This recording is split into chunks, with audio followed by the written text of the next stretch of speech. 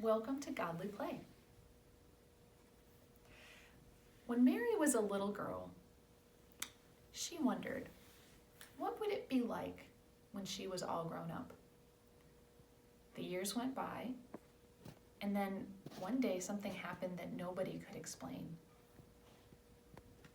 The angel Gabriel came to Mary and said, "God has chosen you to be the mother of God." But what did this mean? Mary was just about to get married to a wonderful man named Joseph. Joseph was a carpenter in Nazareth. The angel came to Joseph and said, "Joseph, Mary will have a baby, and that baby will be God." And the baby was born,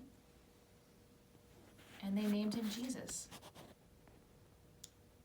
And then many more confusing things kept happening. When he was 8 days old, they took him to the synagogue, as was the custom, and old Simeon was there. And when Simeon saw the baby, he said, "Now I can die happy, because I have seen the one." When Jesus was a little older, they lost him once in Jerusalem. They looked everywhere for him, and they couldn't find him until they went to the temple. And when they found him at the temple, he said, "Didn't you know I would be in my Father's house?" But his father was Joseph, and Joseph's house was in Nazareth. And then when he was older and he began to teach himself, he read from the scroll of Isaiah, and he said, "I am the one. I am the Messiah." Maybe Mary then remembered the angel Gabriel, and maybe she remembered what Simeon had said. But the other people, they didn't know those things, and they got angry when Jesus said this. They tried to throw him off a cliff. They were that confused. And then a little while later, Jesus turned water into wine at a wedding.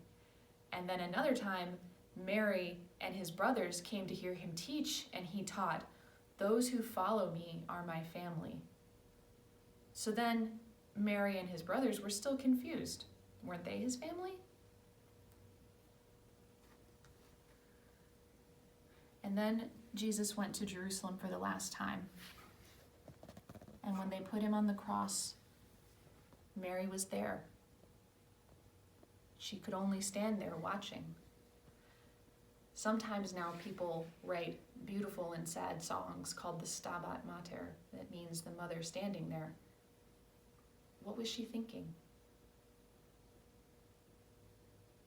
Jesus looked up and said, "Behold," to one of his disciples, "Behold your mother."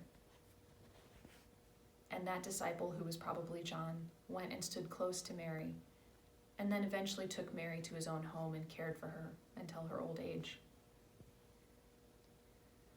After Jesus had been taken down from the cross, Mary held him.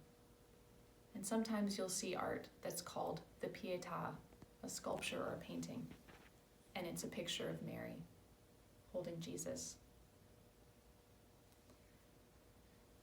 The next days were very empty for Mary. And on that first Sunday, after Jesus had died on the cross, the first Easter, she went to the tomb with the other women to look for him. And they found that the stone had been rolled away and that Jesus wasn't there. He was somehow with us everywhere.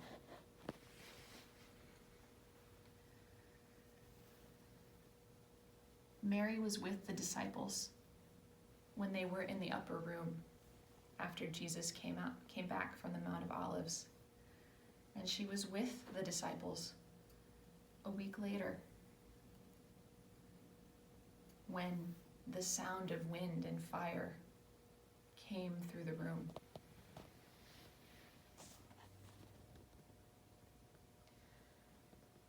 No one knows where Mary is buried, but people still feel very close to her. Sometimes they make pilgrimages to places where they feel like Mary, the Mother of God, is very close to them. Sometimes they even name churches after her. So even though she's dead, she will not be forgotten, and she will be with us too. So this is one of those stories that doesn't really end. It keeps going. And so the end of our story about Mary, the Mother of God today, will end with her flowers.